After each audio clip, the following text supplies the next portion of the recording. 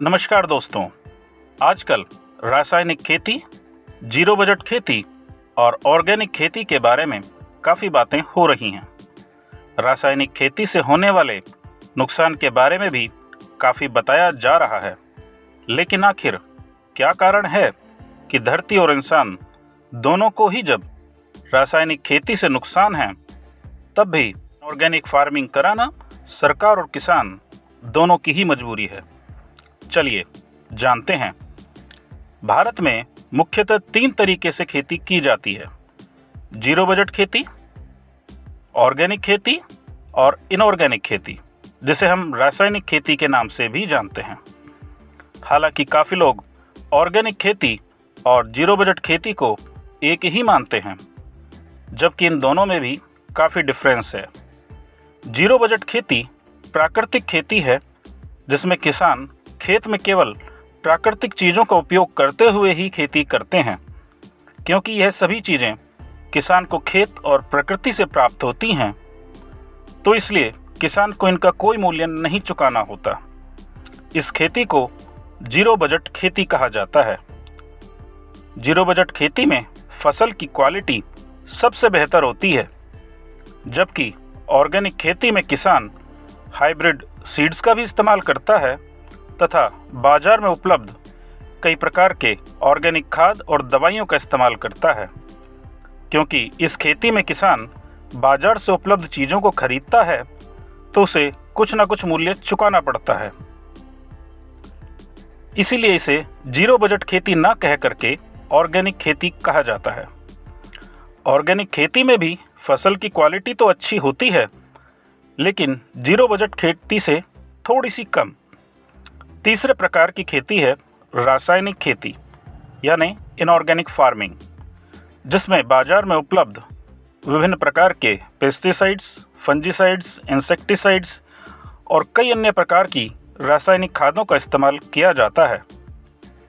रासायनिक खेती में फसलों की क्वालिटी जीरो बजट खेती और ऑर्गेनिक खेती के मुकाबले कम होती है तथा इससे ज़मीन को भी काफ़ी नुकसान पहुंचता है।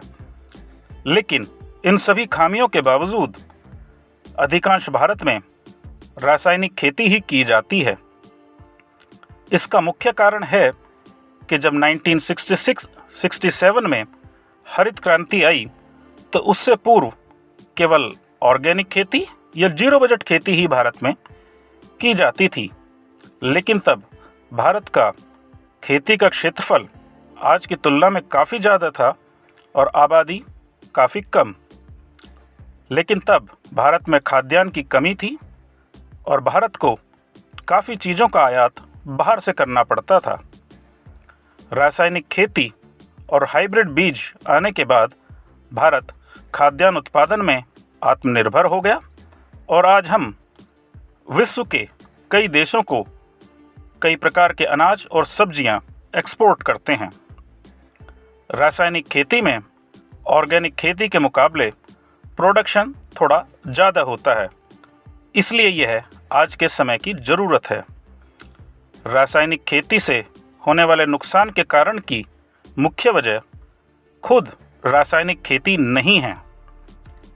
आप यह सुनकर चौंक गए होंगे, क्योंकि इस नुकसान का मुख्य कारण खेती की दवाई कंपनियां, जो फर्टिलाइजर्स कंपनियां हैं, का अधिक लालच, डिस्ट्रीब्यूटर्स का लालच और किसान में जागरूकता का नहीं होना है।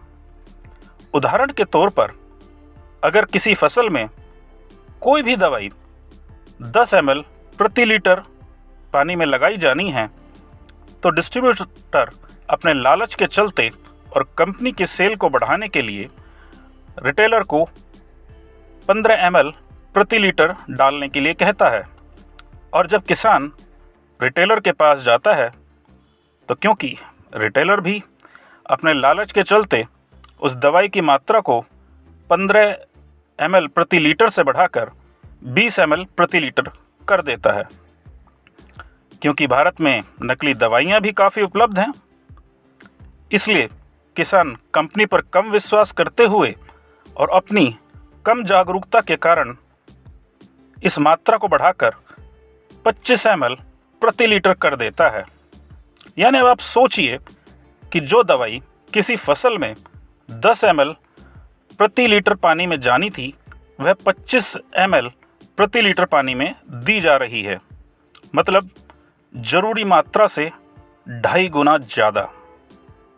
अब आप सोच सकते हैं कि अगर आप कोई दवाई ले रहे हैं और आपको उस दवाई की असल पावर के मुकाबले 2.5 गुना पावर की दवाई दे दी जाए तो उसका आपके शरीर पर क्या रिजल्ट होगा।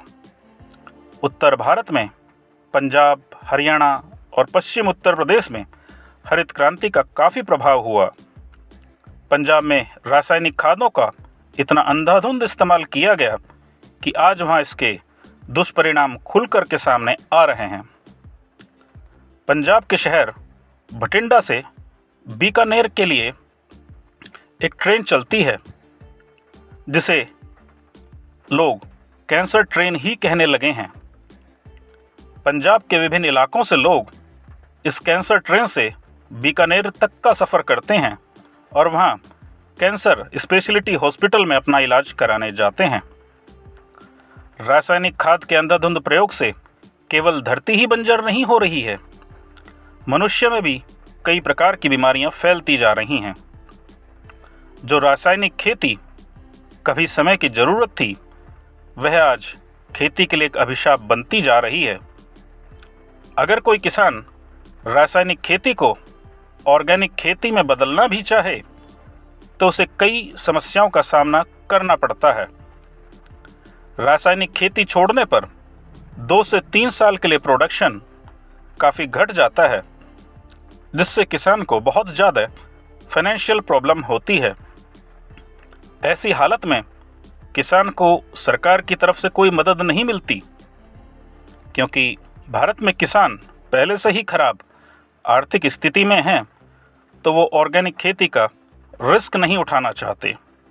हालांकि यह बात भी सही है कि आज के समय में हम ऑर्गेनिक या जीरो बजट खेती से इतना उत्पादन नहीं कर सकते कि 135 करोड़ लोगों का पेट भर सकें।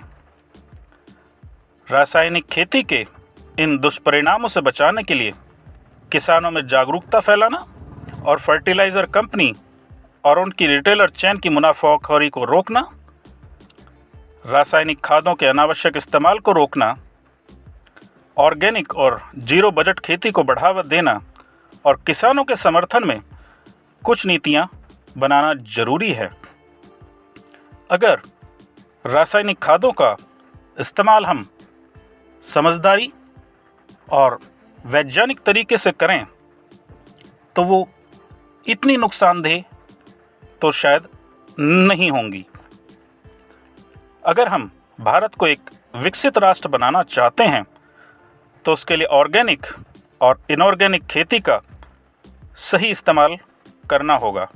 धन्यवाद। अगर आपको जानकारी अच्छी लगी हो तो कृपया लाइक, शेयर और सब्सक्राइब जरूर करें। धन्यवाद।